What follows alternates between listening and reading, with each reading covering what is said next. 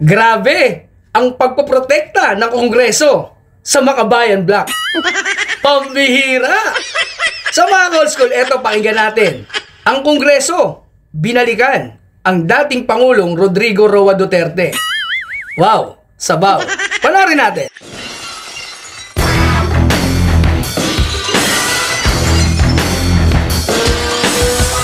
Tila nayayanig ang ipinangakong unity sa gitna ng tensyon ni dating Pangulong Rodrigo Duterte at ng Kamara. Ang tanong tuloy, solid pa rin ba ang unity team? Yes! Para sa amin na naniniwala sa unity team na ang binoto ay ang Marcos at Duterte, solid pa rin kami. Hindi kami makikinig doon sa hindi naman Marcos at Duterte. Kung merong ambisyon, so be it. Let's go. Nasa frontline ng balitang yan si Brian Basa. Pumalag na ang mga political party leaders sa mga akusasyong ipinukol kay House Speaker Martin Romualdez at buong Kamara ni dating Pangulong Rodrigo Duterte sa isang panayam sa SMNI. Sinabi kasi ni Duterte na ang Kamara ang pinakabulok na institusyon sa bansa at talamak umano ang pork barrel. Nag-ugat ang pambibiran niya sa pag-alis ng Kamara sa confidential funds ng anak niyang si Vice President Sara Duterte. Hindi po ba totoo? Dahil ang pagkakaalam namin, ang Office of the Vice President, ang Office of the President, meron silang auditor's book. Meron silang auditors kung saan nila ginastos. Specific. Hindi certification.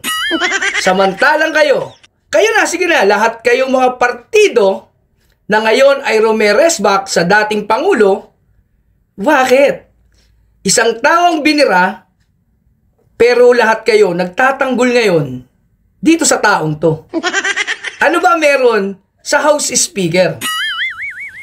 Bakit ayaw nyong ilabas ang audit report ninyo?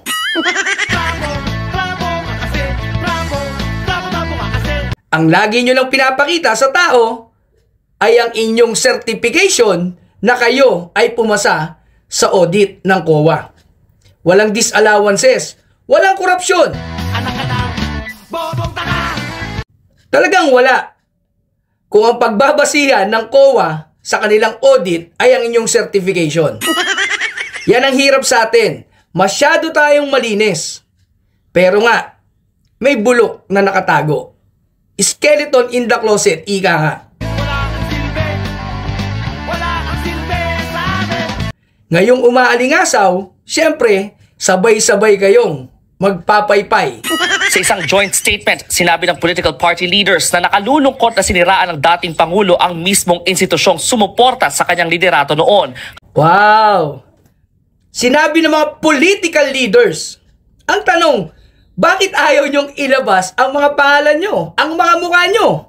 Takot ba kayo sa balik ng mga tao na mga Pilipinong naniniwala na isa kayo sa most rotten institution ng ating gobyerno?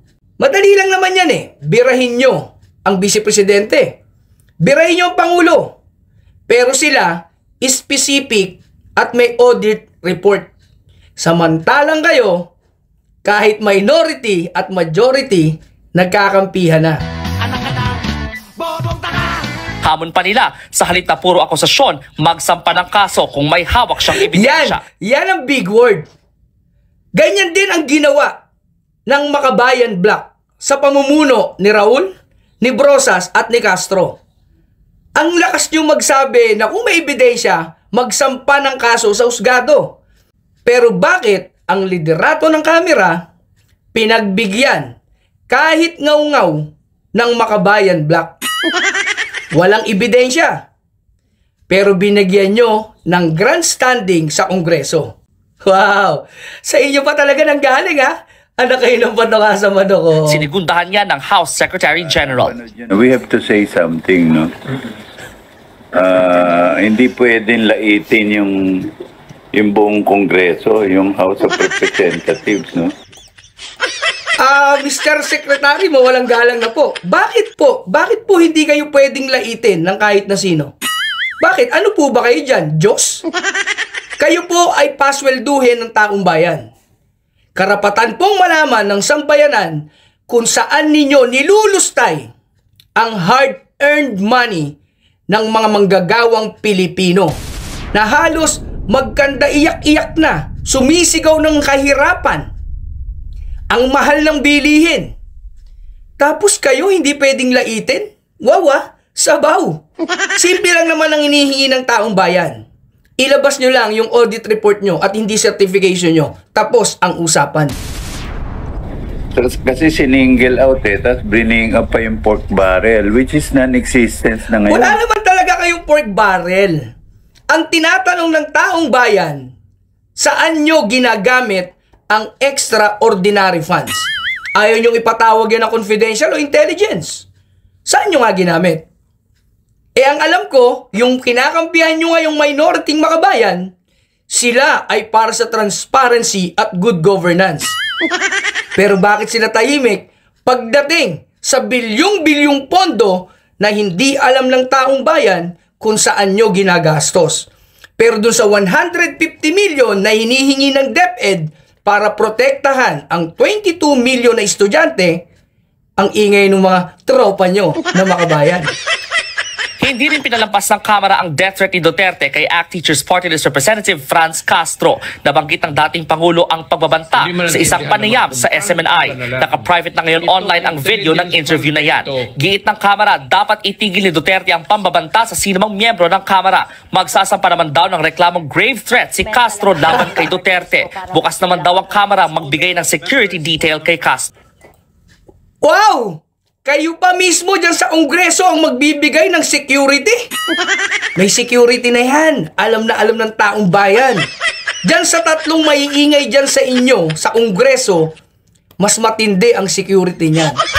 Personally, mukhang hindi ko naman inasahan yung ganun talagang, talagang parang first time ito na nag-declare sila ng support and solidarity sa akin at sa miyembro ng Makabayan. Wow, pambihirang pagkakataon daw, sabi ng kagalang-galang na si Franz Castro.